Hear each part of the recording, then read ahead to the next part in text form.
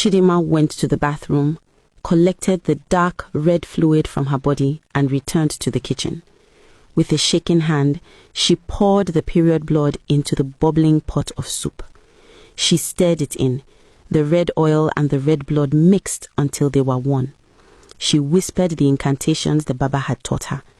When Femi came back from work, he was tired and hungry. He met Chidima and was surprised. He asked her what she came for. "Adana asked me to cook for you. Come and eat," Chidima said sweetly while setting the table. Femi sat down. He washed his hands. He dipped the pounded yam into the soup and swallowed the first morsel. Chidima watched him from the corner of the room, her heart pounding. He took the second swallow, then the third.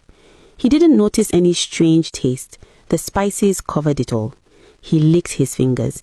He finished the plate and asked for more. Almost immediately, the change happened. Femi's eyes became glassy.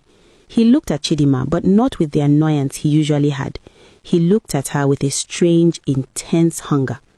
"Chidima," he said, his voice low, "why have I never noticed how beautiful you are?"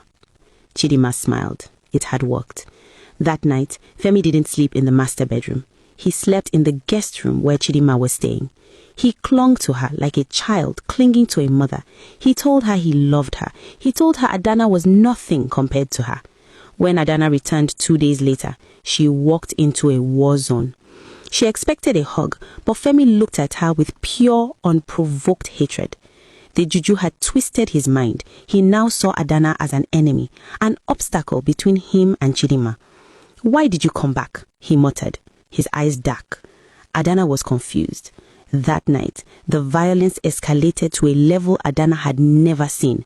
Femi didn't just slap her. He unleashed a demon. He beat her for breathing too loud. He beat her for walking past him. Adana knew if she stayed, she would die.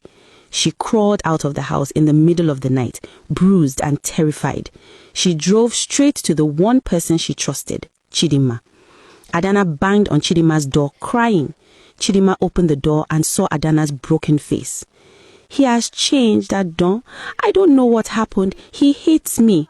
Chidima hugged her, hiding a wicked smile. "You cannot go back there, babe. It's too dangerous. Go to your parents' house. I will go to the mansion tomorrow to talk to him and pack your things." Adana thanked her, thinking Chidima was her savior. She didn't know she was hugging the witch who caused it all. Adana went to her parents' house. Days passed, then weeks. She didn't hear from Chidima. She called, but Chidima didn't pick up. Worried that Femi might have hurt her friend too, Adana drove to Chidima's apartment. It was empty. The neighbors told her, "That auntie moved out in a hurry last week." Panic took over Adana. She drove to the mansion, terrified for her friend's safety. The gateman refused to let her in, but after Adana begged and cried, he finally opened the gate. Adana walked into the house, her heart pounding. She expected to see blood or violence.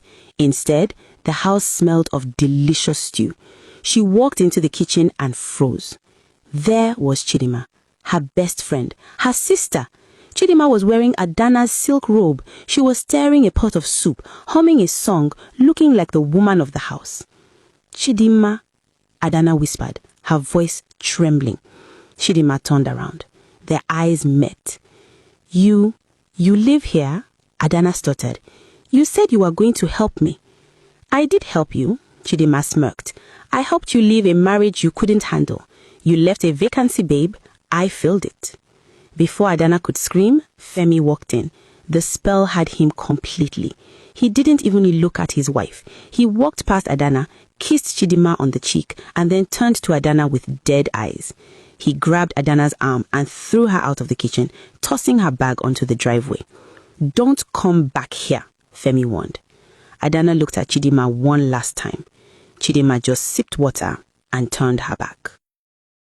Like and comment for part 4.